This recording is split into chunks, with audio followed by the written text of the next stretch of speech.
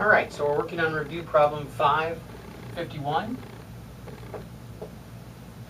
Write the balanced ionic and net ionic equations for the following reactions: ammonium carbonate, magnesium chloride. NH4CO3, ammonium carbonate plus magnesium chloride. All right, and the products of this are going to be NH, or well, it says on there for us, ammonium chloride and magnesium carbonate. These are aqueous.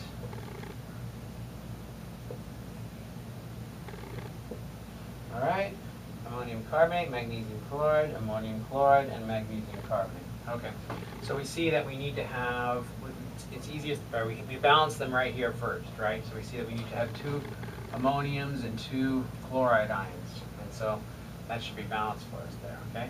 Now that's the balanced chemical equation. Now we write the ionic equation. Everything that can be broken up into ions is broken up into ions. And right now, we can identify what needs to be broken up into ions based on identifying it as aqueous. So these 3 are aqueous. This one's solid, so that's not going to break up. Or we can use the solubility table, solubility rules on page, where are they? 176, page 176, we can use the solubility rules. Okay, so 2 NH4s, right? That's what it says 2 there. So we're breaking these up, and that's NH4 pluses, and that no longer needs the parentheses there. 2 NH4 pluses, 1 carbonate, 2 minus, and we could write the aqueous signs there if we wanted to. 1 magnesium plus 2, and 2 Cl minuses. All right, so this is all broken up. The ammonium chloride, it says aqueous, it's soluble on the periodic table, or in the solubility rules as well. So there's 2 NH4 pluses here and 2 Cl minuses here, right?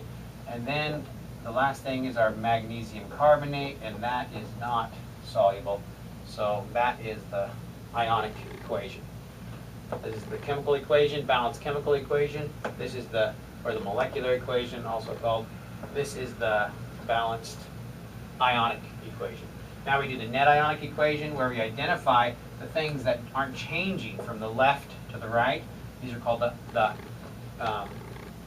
spectator ions. There's no change from the left to the right. So we just cross them out.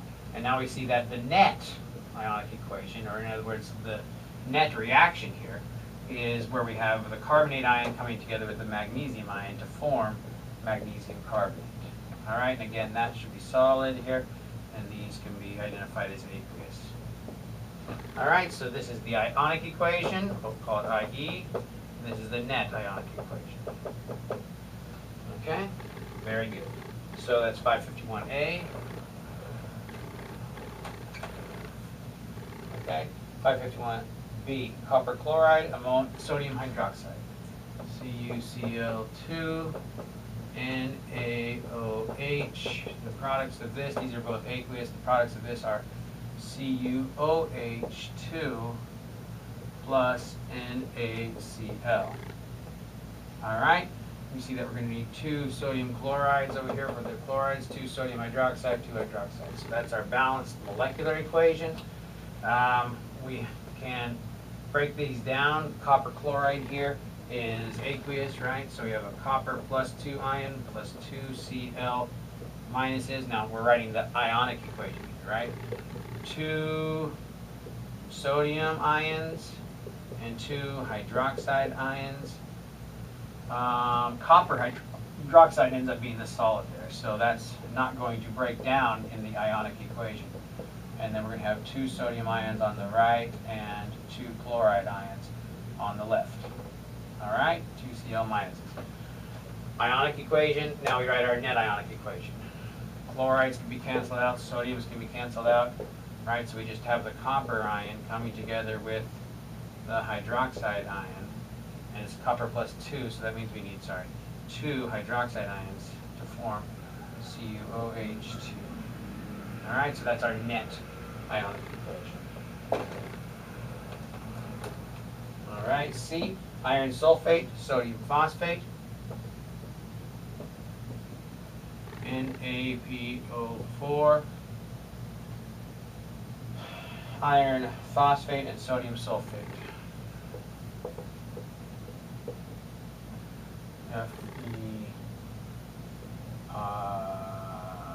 Fe3PO42 plus NaSO4, Na2SO4, right? Na2SO4. Iron sulfate, sodium phosphate, iron phosphate, sodium sulfate. Okay.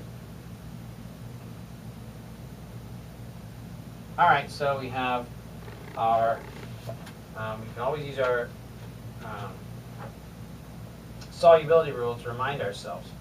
But in this equation here, in this problem here, they tell us what's aqueous and what's solid. Again, this is aqueous, we see in the equation, this is solid, and this is aqueous, okay? So now we want to write the ionic equation. In the ionic equation, we break down the ones that are aqueous into their ions, right? Well, wait, first we have to balance this equation. So we see that we need 3 irons here, because we have 3 irons there. We need 2 sodium phosphates to get 2 here, but we see that we have 3 sulfates here, so this needs to be a 3. And if that's going to be a 3, then this is going to need to be a 2. Was it already a 2? Anyways, that's right there. So 6.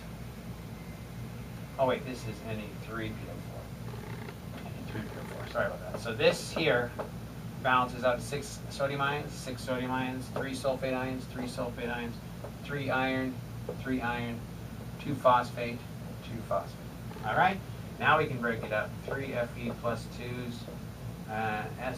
3 SO4, 2 minuses, plus 6 Na pluses, plus 2 PO4, 3 minus, yields the Fe3PO4 iron phosphate there. That's not going to break down, that's a solid, right? In the ionic equation, the solids stay the same up in the molecular equation and in the ionic equation. All right, and then we have 6 Na pluses here and 3 SO4 minuses. SO4, 2 minuses. Okay, so we have our ionic equation, and to identify the net ionic equation, we just pull out the things that are actually reacting.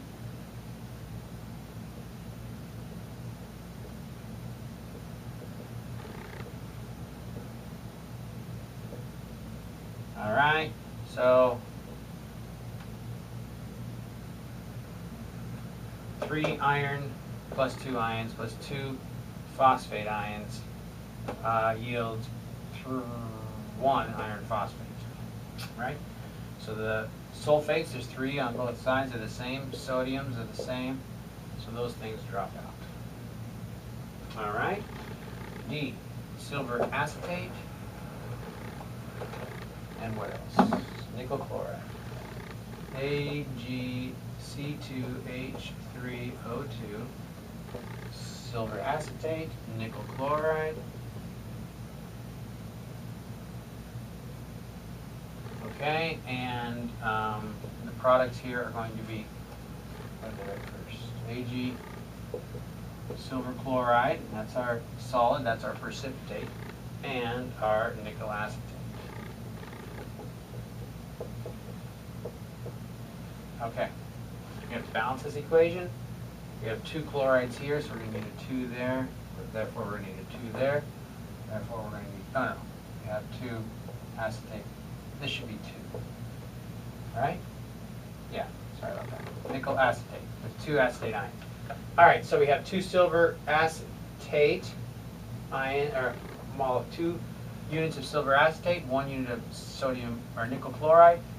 2 silver chlorides formed and 1 nickel acetate, right? 2 silvers, 2 acetates, 2 acetates, 1 nickel, 2 chloride, 2 chloride. Great. All right, the ionic equation. Ag, the plus charge, C2H3O2, the acetate ion, has a minus charge, all right? Nickel ion here, we can see it has a plus 2 charge, so this is nickel 2 chloride. Then we have 2 Cl. Oh, but we have 2 of these, right? And we have 2 of these. Because this is coefficient. Sorry about that. 2 silvers, 2 acetate ions. 1 nickel ion, 2 chloride ions. Okay? Then we have silver chloride here. We have 2AgCl. That's our solid, so it's not going anywhere. It's not breaking up into ions. And then we have Ni plus 2 ion, and then 2C2H3O2 minus ions, right? That's 2 acetate ions. Okay, and for this is our ionic equation, right? The molecular equation broken up into ions, everything that can. Silver chloride is the solid, so it doesn't. Everything else is the aqueous. The net ionic equation, we have the acetate ions are the same on both sides. The nickel ion is the same on both sides, and that's it. So we have 2 Ag plus ions coming together with 2 Cl minus ions to form 2 AgCl solids. All right. So it's a 2 to 2 to 2, and sometimes they like to cross out those 2's and make it 1 to 1 to 1, which is fine. Either way. Okay. So that's 551. 553.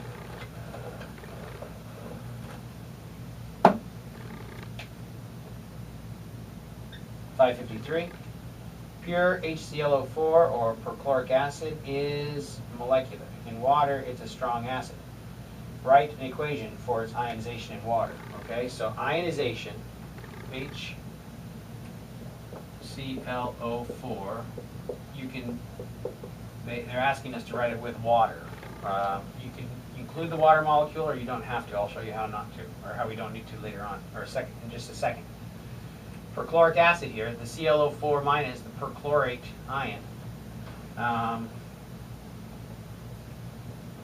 ionize from the H plus ion, ClO4 minus, right? So we have H plus and ClO4 minus.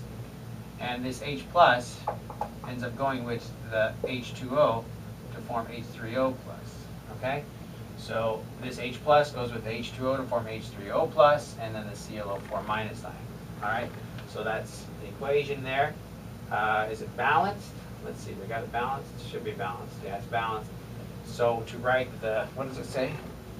A strong acid, write an equation for its ionization in water. So that's it. We're just looking at this chemical here, and they told us it was ionic. Well, it's molecular in nature, but it ionizes completely. So it's kind of a material that's in between there. It's an acid, and it does ionize when you place it into water. Okay? So H plus, ClO4 minus are the products, and we could have just written this H plus, but HClO4 going right to H plus and ClO4 minus. And this is my preferred way. Sometimes books lean heavy on this way. They like to include the water molecule in there. But this is the exact same thing. Let's see how they prefer it in the back of the book here.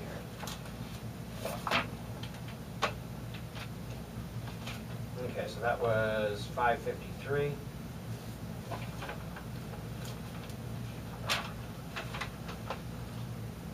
Yeah, so they included with the water.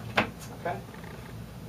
All right, 555. Hydrazine is a toxic substance that can form when household ammonia is mixed with bleach, such as Clorox.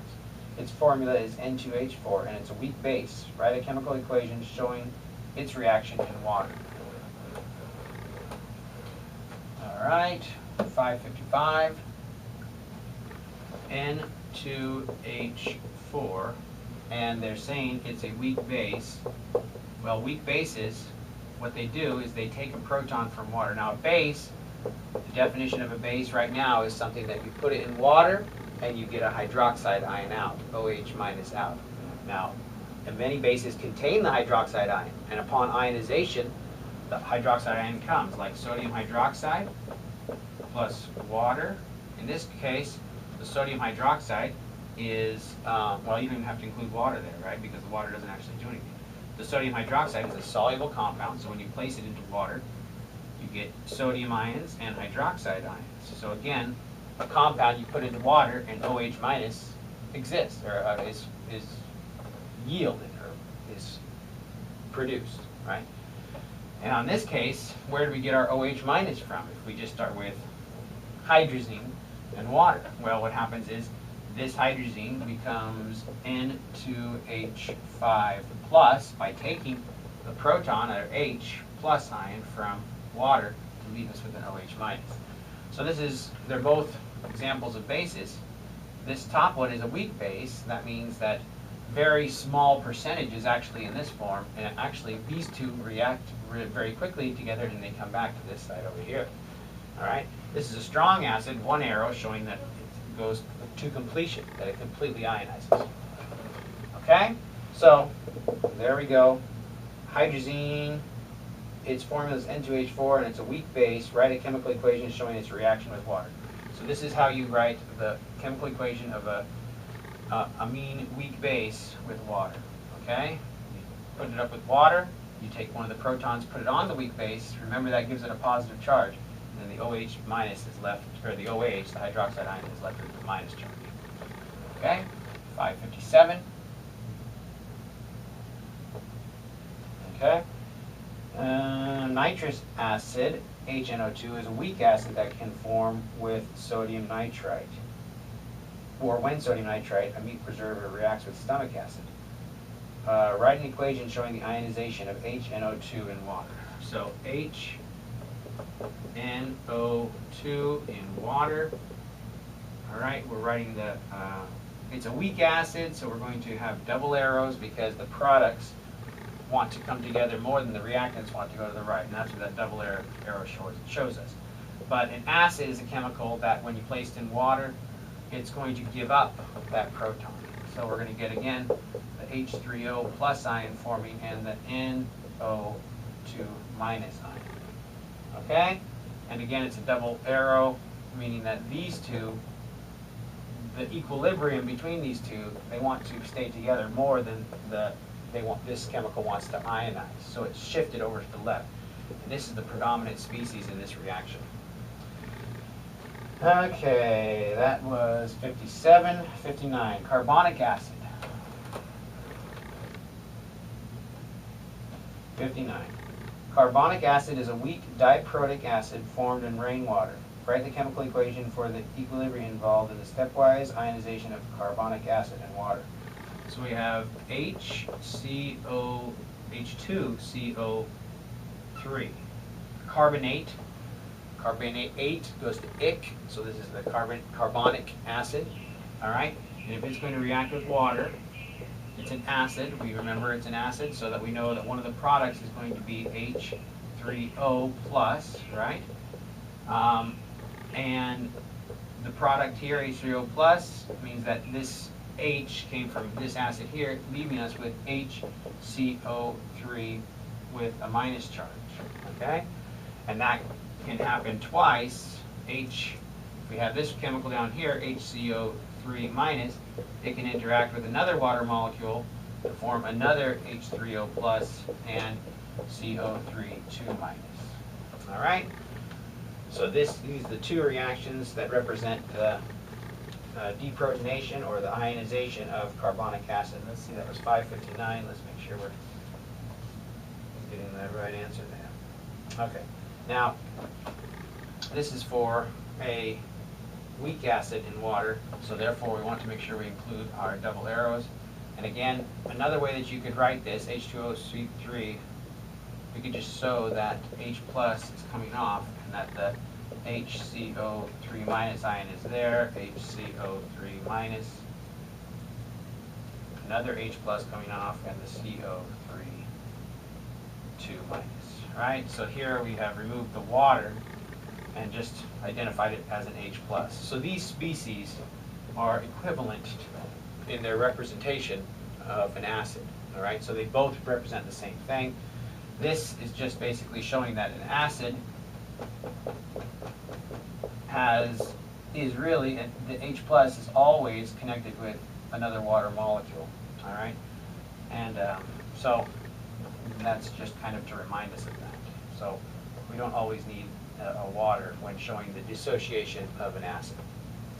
Okay, 559. So 561.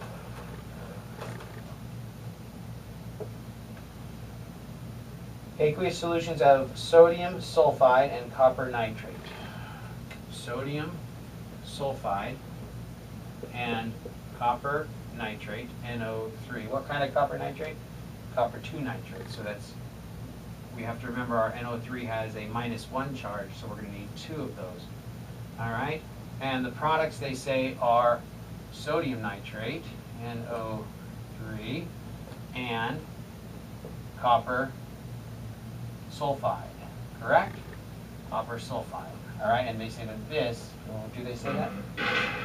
Forms a precipitate, copper sulfide is formed, so they say that that's a solid, so all these other ones are aqueous. Okay, so we want to, what do we want to do? Write the molecular, ionic, and net ionic equations. So there's our molecular equation. We will write our ionic equation. 2 Na pluses plus 1s. Oh wait, we have to balance this. We have to balance this first. We have 2 sodiums over here, 2 sodiums over here, 2 nitrates here, and now we have 2 nitrates there. 1 copper here, 1 copper here, 1 sulfide here, 1 sulfide there. Is that it? 2 sodiums on the left, 1 sulfide on the right, 1 copper on the left, 1 copper on the right, 2 nitrates on the left, 2 nitrates on the right.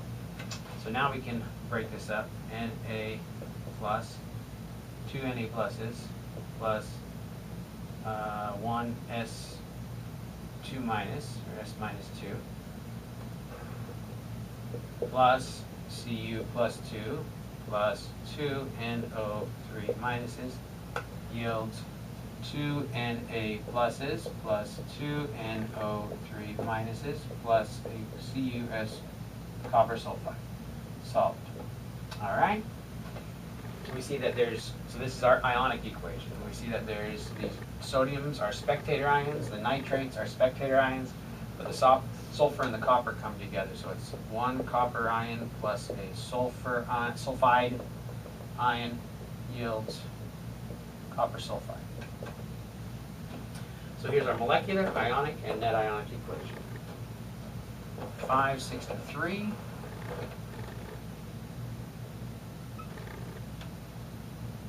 Use the solubility rules to decide which of the following compounds are soluble in water.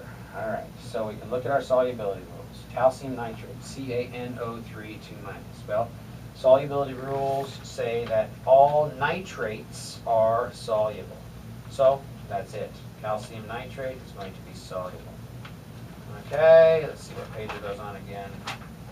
176. So calcium nitrate is going to be soluble in water. All right, B, iron chloride. Chlorides are also all soluble except for, there's a list there of silver, mercury, and lead ions. Where's that? Rule 3. All right, so all chlorides, bromides, and iodides are soluble except for silver, lead, and mercury. Okay, so A is soluble, B is going to be soluble. C, hydroxide ions with metals are not soluble, except for group 1A and some of group 2, right? So, or the alkali metals and the alkali earth metals. So nickel hydroxide is going to be insoluble. Silver nitrate, you can look at the rules again and see that the nitrate ion is always soluble, so that one's soluble. Barium sulfate, the sulfate ions. Sulfates are generally soluble, but then we have some exceptions. And those are lead, calcium, strontium, mercury, and barium. So although sulfates are generally soluble, barium sulfate is the one that's not soluble. Copper carbonate. Carbonates are generally, like it says in your, which rule? 6. Carbonates are insoluble except for group 1A. And ammonium. All right, so copper carbonate, insoluble. So a review of 563. A, soluble. B, soluble. C, insoluble. Hydroxides are insoluble with everything but group 1A. Silver nitrate, nitrates are soluble. Barium sulfate, sulfates are generally soluble, but the barium is an exception there. Copper carbonate, carbonates are generally insoluble, except for group 1A.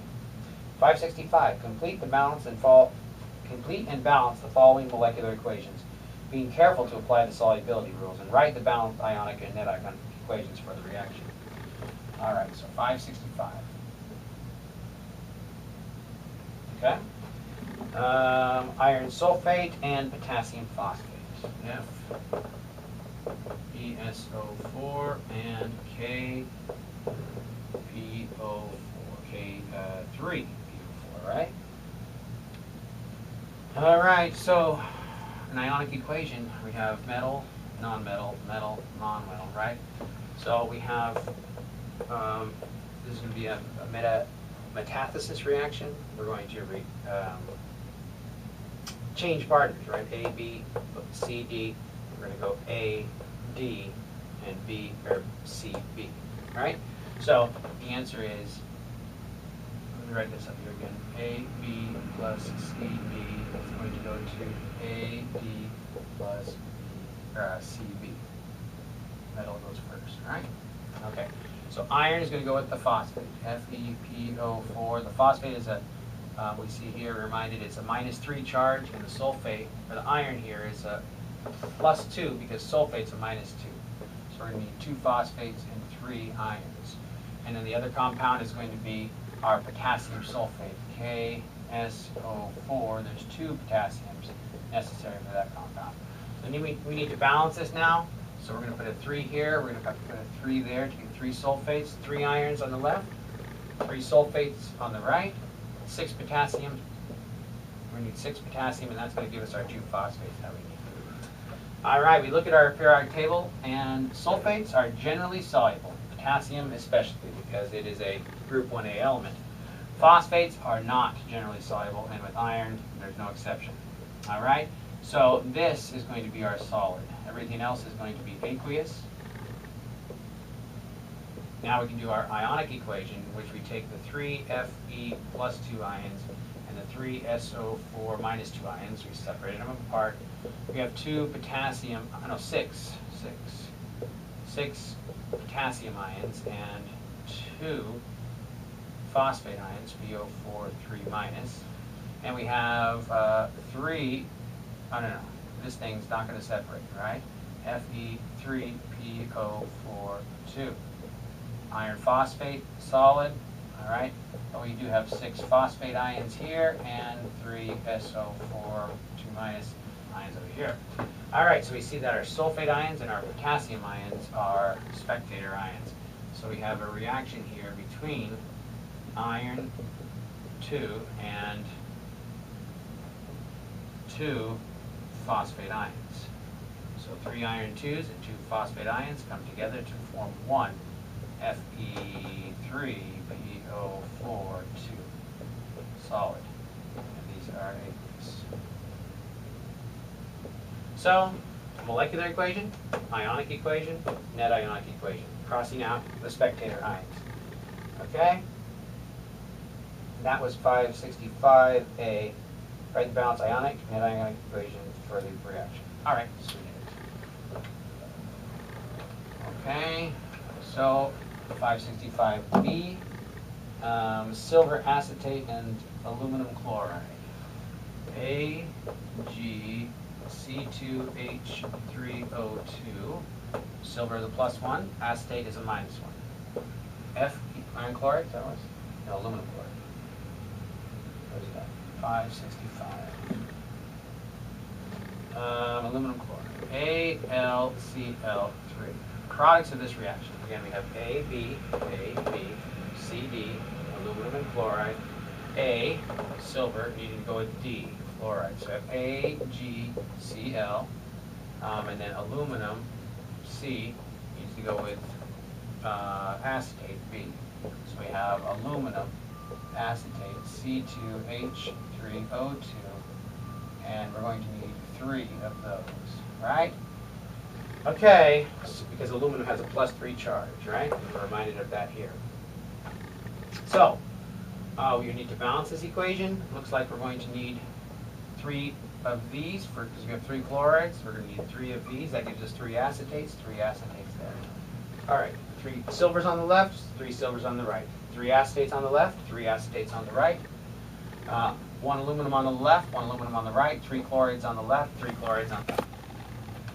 Okay, so we have 3 silver acetates, 1 aluminum chloride, 3 silver chlorides, and 1 aluminum acetate.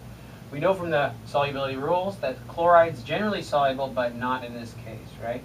Because it's with silver, and silver chloride is not soluble. So we know that this is going to be the solid, the other ones are aqueous. So we have 3 AgCl 3s solid, 3 AgCls solid. It's a 1-to-1 ratio silver chloride. So in our ionic equation, this is going to be broken down into ions. That's 3 Ag plus ions and 3 C2H3O2s, which are acetate ions, and 1 Al plus 3 ion and 3 Cl minus ions. All right? So that's all on the left of the equation. And then we have 3 silver chlorides and 1 aluminum again, and 3 acetates, H3O2. There is our, and that's a negatively charged ion, right? There's 3 of them. All right. There's our ionic equation. Acetates are spectating. Aluminum is also spectating here. Oops, I forgot to put that plus 3 needs to go there like that. There we go. So the silver and the chloride ions are not spectating. They're actually participating. So we have 3 silver ions and 3 chloride ions to form 3 AgCl solid. And if you were to reduce this down to 1, 1, and 1, that'd be fine too in my book. Okay? So we have 3 aqueous silver ions, 3 aqueous chloride ions forming 3 silver chlorides. All right, chromium chloride and barium hydroxide. Chromium chloride and barium hydroxide. Chromium, chloride, barium hydroxide. Barium hydroxide, there's 2 hydroxide ions necessary because hydroxide ion has a -1 charge, and barium, we can see on the periodic table, has a +2 charge. All right, the products of this, we're just going to switch places again, A, B, C, D, A, D. Chromium hydroxide, they're going to need 3 hydroxides there, and barium chloride, 2 chlorides there. All right, so we need to balance this. 1 chromium here, 1 chromium here, 3 chlorides there. So we need to put a 3 there and probably a 2 here for the chromium. Then we're going to have 2 chromiums there. That's 6 hydroxides. So that's probably going to be a 3 there, and that matches up the barium. Okay, so we balance that one there just by inspection, just looking at it, going back and forth, right? Now our ionic equation, we have to identify if there's any insoluble products. Our solubility tells us that chlorides are generally soluble, and that's the case for barium as well. Hydroxide ions, though, are usually insoluble, and that's the case for chromium. Chromium is insoluble, so the chromium hydroxide compound is insoluble. So that is going to be our solid in our ionic equation. So we have 2 chromium plus 3 ions and 3 chlorine minus ions, 3 barium plus 2 ions, no, sorry, yes, that's right, 3, plus 6 hydroxide ions, right? And then we have, on this side, our soluble ions are the 2 barium plus 2 ions and the 6 Cl minus ions, right? All right, here we have 6 Cl minus over here. Yeah, we actually got 6 over here. Yeah. 2 times 3 is 6, right? Okay, so then we see our chloride ions, our barium ions are all spectating. So we have 2Cr plus 3 plus 6OH minus yields 2CrOH, 3 solid. Okay, and again, if you wanted to reduce that, that would be feasible. Oh, it'd be okay as well. Okay, so that was, whoops, that was 565. 565. Okay, now we're on to 567.